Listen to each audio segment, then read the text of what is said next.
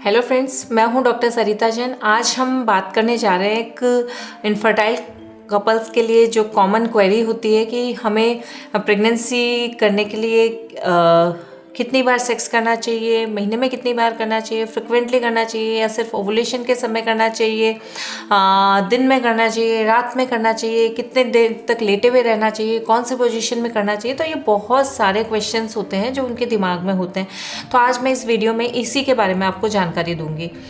तो सबसे पहले ये है कि प्रेगनेंसी के लिए आपको ओवुलेशन के टाइम पे इंटरकोर्स करना चाहिए। ओवुलेशन, क्योंकि जो एग होता है वो एक बार रिलीज होने के बाद ओवरी से सिर्फ 12 से 24 घंटे तक जीवित रहता है, और जो स्पर्म्स होते हैं वो एक बार इंटरकोर्स होने के बाद जेनिटल ट्रैक्ट में 2 से 5 दिन तक जीवित रहते हैं। तो ओवुलेशन वाले दिन से लेके उससे पिछले 5 दिनों तक अगर इंटरकोर्स किया जाए तो प्रेगनेंसी के चांसेस सबसे ज़्यादा होते हैं। और ओवुलेशन का पता कैसे चले, इसके लिए मेरा एक पहले वीडियो है, आप उसको देख सकते हैं कि कौन सा दिन है जिस टाइम पे ओवुलेशन होगा, इस चीज़ को कैसे पता करें, और उसका लिंक हम डिस्क्रिप्शन बॉक्स में डाल देंगे। अब यह है कि कुछ लोग हैं, उनके दिमाग में ये मिथ रहता है कि हमें सिर्फ ओवुलेशन के दौरान ही इंटरकोर्स करना चाहिए, परंतु ये ठीक नहीं है, क्योंकि उनके दिमाग में ऐसा होता है कि अगर उस दौरान ही इंटरकोर्स किया जाएगा तो पहले कई दिनों तक जो स्पर्म्स हैं वो सारे अंदर कलेक्ट हो जाएंगे और ज़्यादा नंबर उस टाइम पे विजाइना में डिपॉजिट होगा। तो ये तो है कि कई दिनों तक इंटरकोर्स ना करने से स्पर्म का नंबर बढ़ सकता है, परंतु जो स्पर्म की मोटिलिटी है और वो जो उनकी क्वालिटी है वो डाउन होती है अगर आप कई दिनों तक इंटरकोर्स नहीं करें। तो इंटरकोर्स फ्रिक्वेंटली करना चाहिए। और जो एक और प्रॉब्लम है, अगर आप इनफ्रिक्वेंट इंटरकोर्स करते हैं, सिर्फ ओवुलेशन के दौरान ही करते हैं, तो इसमें चांस हो सकता है कि आप जो मोस्ट फर्टाइल डे है उसको मिस कर दें, क्योंकि ऐसा आप सोच रहे हैं कि इस दिन ओवुलेशन होगा, परंतु ओवुलेशन उससे 1-2 दिन आगे पीछे भी हो सकता है। तो इसलिए बहुत ज़्यादा इनफ्रिक्वेंट इंटरकोर्स नहीं करना चाहिए। दूसरा ये है कि कई लोग सोचते हैं कि इंटरकोर्स बहुत ज़्यादा फ्रिक्वेंट करना चाहिए, दिन में कई बार भी कर सकते हैं। तो इससे ये प्रॉब्लम हो सकती है कि अगर आपने पहले कई दिनों तक लगातार इंटरकोर्स किया है तो जिस दिन ओवुलेशन का टाइम है उस दिन आप हो सकता है एग्जॉस्ट हो चुके हो और उस दिन आपका मन ना करे, तो इसलिए फ्रिक्वेंसी बहुत ज़्यादा भी नहीं होनी चाहिए।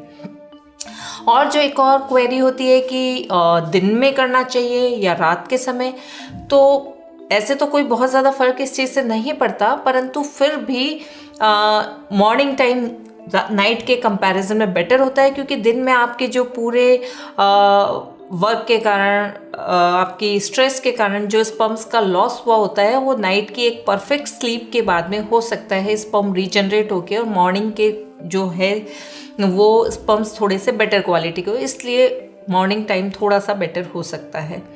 अगला क्वेश्चन है वो है पोजीशन के बारे में। तो पोजीशन के कारण कोई ख़ास फ़र्क नहीं पड़ता, जो भी पोजीशन जिसमें भी आप कंफर्टेबल फील करें और इन्जॉय करें उसी पोजीशन में आप इंटरकोर्स कर सकते हैं। और जो क्वेश्चन है वो ये है कि इंटरकोर्स के बाद में प्रेग्नेंट होने के लिए कितनी देर तक लेटे रहना चाहिए।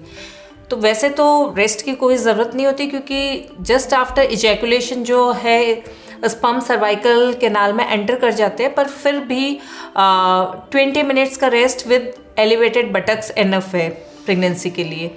और क्वेरी है कि ओरल सेक्स का क्या फ़र्क पड़ता है। तो ओरल सेक्स के कारण प्रेगनेंसी पे फ़र्क पड़ सकता है, क्योंकि जो सलाइवा होता है वो विजाइना और सर्वाइकल म्यूकस की पीएच को अफेक्ट करता है, तो इसके कारण प्रेगनेंसी पे फ़र्क पड़ सकता है। एक और जो क्वेरी है कि क्या ऑर्गेज्म से प्रेगनेंसी के चांसेस बढ़ते हैं, तो इसका जवाब ये है कि ऑर्गेज्म के समय, मैक्सिमम स्टिमुलेशन के समय जो सबसे बड़ा फैक्टर जो आपका होता है इनफर्टिलिटी में, या जो स्ट्रेस है उसका लेवल कम होता है, और साथ में ऑर्गेज्म के समय, फुल स्टिमुलेशन के समय जो स्पर्म रिलीज़ होते हैं उनका नंबर मैक्सिमम होता है। तो इससे हो सकता है प्रेगनेंसी में आपको हेल्प मिले। और जो क्वेश्चन होता है वो लुब्रिकेंट्स के बारे में कि लुब्रिकेंट्स का क्या फ़र्क पड़ता है। ज़्यादातर जो लुब्रिकेंट्स होते हैं उनका प्रेगनेंसी पे नेगेटिव इफेक्ट होता है, क्योंकि लुब्रिकेंट्स है वो विजाइना को पीएच को ऑल्टर करते हैं, सर्वाइकल म्यूकस के साथ इंटरफेयर करते हैं और जो स्पर्म्स की मोटिलिटी है उनको कम करते हैं, तो स्पर्म के लिए फिर एग तक पहुंचना डिफ़िकल्ट हो जाता है। तो अगर आपको लुब्रिकेंट्स यूज़ करने ही हो तो स्पर्म फ्रेंडली लुब्रिकेंट्स ही यूज़ करने चाहिए। बाकी आपको प्रेगनेंसी के लिए अगर आप प्रयास कर रहे हैं तो कुछ जनरल जो चीज़ें हैं उनका भी ध्यान रखना चाहिए, जैसे आइडियल वेट मेंटेन करना चाहिए, स्मोकिंग नहीं करना चाहिए, और साथ पे अगर स्ट्रेस का लेवल अगर आपका बहुत ज़्यादा है तो योगा और मेडिटेशन करना चाहिए। किसी तरह की आपकी मेडिसिन चल रही है तो उसके बारे में डॉक्टर्स को कंसल्ट करना चाहिए। बाकी मैं आपको यही कहूँगी कि आप प्रेगनेंसी के लिए जैसे ट्राई कर रहे हैं तो जस्ट 1-2 महीने ट्राई करते ही आप फ्रस्ट्रेट ना हो, और अगर आपकी एज 35 ईयर्स से कम है तो कम से कम आप 1 साल के लिए ट्राई करें और उसके बाद डॉक्टर को कंसल्ट करें। और अगर आपकी एज 35 ईयर्स से ज़्यादा है तो आप 6 मंथ के बाद में अपने डॉक्टर को, अगर आप कंसीव नहीं कर पा रहे हैं तो आप कंसल्ट कर सकते हैं। परंतु अगर आपके साथ कुछ और प्रॉब्लम है, कुछ फर्टिलिटी इश्यूज़ है, पीआईडी है, आपके डिलेड साइकिल है, या फिर ऐसे कोई फैक्टर्स हैं जिससे प्रेगनेंसी में फ़र्क पड़ सकता है, तो इन कंडीशंस में भी आप डॉक्टर को 6 मंथ के बाद कंसल्ट कर सकते हैं।